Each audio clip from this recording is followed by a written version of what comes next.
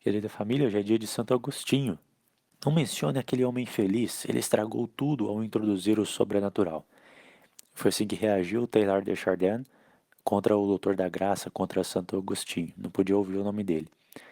Os maiores e mais influentes teólogos do concílio foram Karl Rahner, Hans Urs von Balthasar e Henry de Lubac, e todos eles exaltaram grandemente as obras desse Chardin. Apesar de ter sido censurado pelo Santo Ofício, até mesmo suprimido pelos seus superiores jesuítas, foi exilado na China e o Papa Pio XII considerou as suas obras como uma fossa de erros. Chardin era um modernista da pior espécie, e a atitude correta é fazer exatamente o contrário do que esses modernistas recomendavam, e mencionar muitas e muitas vezes este grande santo, Santo Agostinho, Agostinho de Hipona, bispo, confessor e doutor da igreja. O pai de nosso santo era abusivo, pagão e um péssimo exemplo para os seus filhos. Mas a mãe, Mônica, era realmente uma santa. Ele nasceu, Agostinho, em 13 de novembro de 354, em Tagaste, que fica no norte da África. Na época era parte do Império Romano. Deram-lhe o nome de Aurelius Augustinus. Apesar de ele não ter sido criado, ou vivido de forma católica, Agostinho era bem observador e percebeu que havia algo errado com a natureza humana. Na escola, ele percebeu que seus colegas gostavam de roubar, de furtar maçãs, e ele, pela companhia deles, passou a fazer o mesmo. Segundo ele mesmo nos relata, não porque ele gostava de furtar maçãs, mas porque era errado. Aqui nós vemos a necessidade das boas companhias e a ruína de deixar os filhos com qualquer pessoa.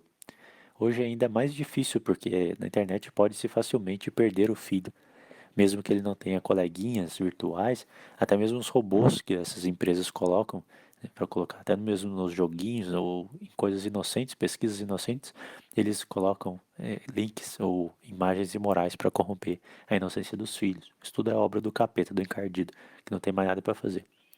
Dar acesso, portanto, ilimitado e restrito à internet a uma criança é o mesmo que entregá-la no colo do demônio.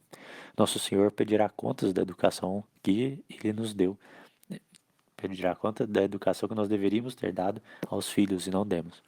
A finalidade principal do matrimônio, não custa lembrar, é a procriação e a educação dos filhos. Eu sou suspeito para falar de Santo Agostinho, porque tenho um carinho especial por esse santo. Ele me acompanhou nos primeiros anos da volta à igreja e também é uma prova cabal, irrefutável e brilhante, um grande candelabro na igreja, de que é possível que um grande pecador possa se tornar um grande santo, pela graça de Deus. Pela graça de Deus. Isso refuta completamente os protestantes que gostam tanto de citar Santo Agostinho e fecham os olhos para outras coisas mais autoritárias ainda que ele disse, né, a respeito da Eucaristia, da Santa Missa, da graça de Deus também, que os protestantes negam, falam que não é possível ser santo. Seu livro Confissões é quase que uma leitura obrigatória. Também a Cidade de Deus é muito bom, mas nas Confissões nós vemos um coração de um homem. Ele fala mesmo, nós conseguimos entrar na alma de Santo Agostinho e perceber pouco a pouco as mudanças que a graça de Deus fez na vida dele. Agostinho deixou de furtar maçãs na escola para furtar mulheres. Ele e seus amigos não só se orgulhavam das histórias que tinham para contar com elas, mas até inventavam outras para passarem de bonzões, né, de ficarem bem na fita, como diz hoje. Aos 17 anos, ele passou a viver como uma mulher, coabitar com ela, e assim ele fez por 14 anos. Com ela, ele teve um filho, que deu o nome de Adeodatus. Como ele não tinha nenhum motivo para continuar esse comportamento, foi procurar esse motivo e encontrou na filosofia dos maniqueus.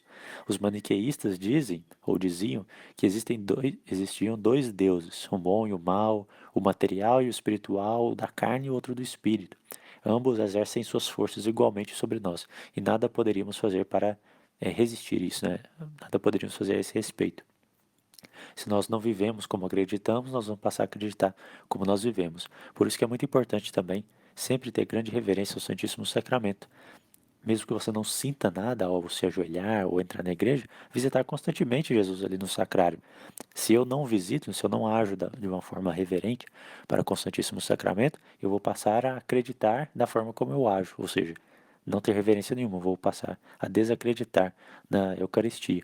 Por isso que hoje, né, umas pesquisas dizem que mais de 70% dos católicos praticantes, sei lá o que é isso, não acreditam na presença real, porque deixamos de praticar esse gesto de reverência, de né, de se prostrar, de ajoelhar, de bater no peito, pedir perdão, confessar, né, usar uma língua que nos afasta, né, que nos coloca um véu também, comunhão na boca, também se ajoelhar, o véu, todas essas coisas foram perdidas. Enquanto isso, porém, a sua mãe, a mãe de Agostinho, chorava pelo destino do seu filho, o destino que ele mesmo assumia para si, mas que ela tinha grande contribuição. Santo Agostinho ia para o inferno também porque ele estava privado da graça. Santa Mônica não quis batizá-lo quando criança, porque na época não era comum a confissão depois do batismo, era muito incomum isso. As penitências eram muito grandes, então as pessoas deixavam se batizar mais adultos, né, numa idade mais avançada, para não ter que confessar e fazer grandes penitências. Isso foi um erro. Ela procurou o bispo, eu acho que é Santo Ambrósio já, porque ele era, não sei se Santo Ambrósio era ex-maniqueu, mas o bispo que ela procurou era ex-maniqueu, para converter Santo Agostinho. E esse bispo disse a ela que não era a hora, né, ele não estava pronto para ouvir a verdade. E por isso, mandou que ela continuasse rezando e chorando pelo seu filho. Mas o fato é que ele foi ler Cícero, e Cícero exalta a verdade, a beleza da verdade. Santo Agostinho se apaixonou por isso, mas Cícero não conhecia a verdade. Então ele chegou num beco sem saída, na verdade, num lugar com muitas saídas, né? Só não tinha o fim do caminho. Então ele foi procurar nesse mesmo bispo Ambrósio, Santo Ambrósio de Milão. Ouvindo os sermões dele, decidiu se converter, né? Foi convencido intelectualmente de que ele deveria ser católico.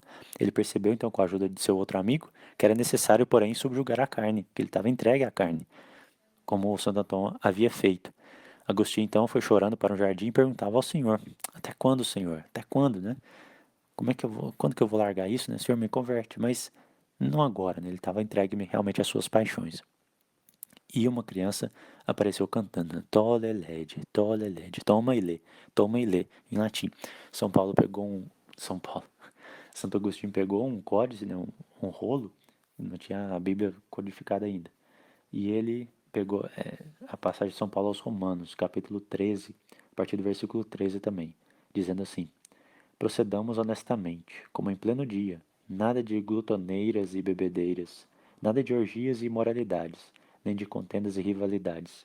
Pelo contrário, revesti-vos do Senhor Jesus Cristo, e não atendais aos desejos e paixões da vida carnal. Era a resposta dele, que ele precisava. Então se converteu naquele momento, e 6 meses depois de preparação, foi batizado, ele com seu filho, e abandonou o casamento que sua mãe havia arrumado para ele, para abaixar o estado superior do celibato, do sacerdócio. 4 anos depois, ele já foi sagrado bispo. São Jerônimo mesmo escreveu uma carta elogiando Santo Agostinho, falando que ele era conhecido por todo mundo, enquanto ele ainda estava vivo. Mas é engraçado que os dois depois tiveram um desentendimento sobre a tradução das escrituras. Santo Agostinho era favorável à Septuaginta e São Jerônimo preferia o original hebraico. Ele morreu, Santo Agostinho, como uma alma vítima, não só por uma pessoa, como é comum nas almas vítimas, mas por toda a sua diocese.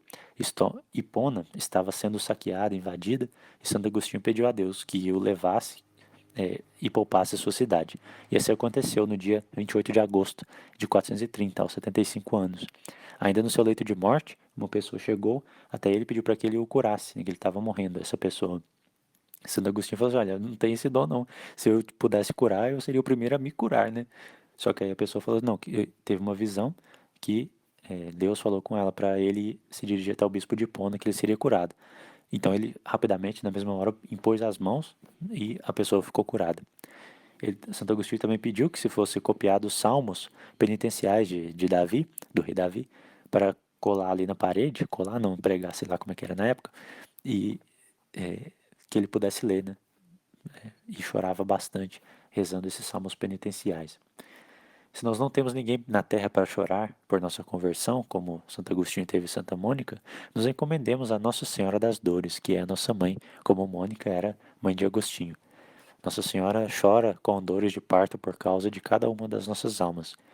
Não só porque elas estão no caminho da perdição, mas porque essas mesmas almas, as nossas, são as responsáveis pela morte e pela tortura do seu filho primogênito e inocente, Deus feito homem por obra virginal do Espírito Santo.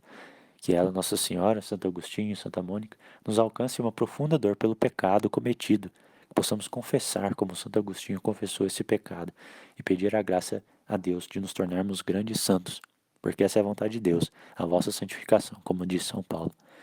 Que tenhamos também uma versão terrível à impureza e um zelo apostólico e agostiniano pela verdade, pela propagação da fé católica. Santo Agostinho, dizem que ele morreu, né, até o último suspiro da sua vida, ele estava tentando converter as pessoas, pregando e exortando a eles que continuassem firmes à fé católica.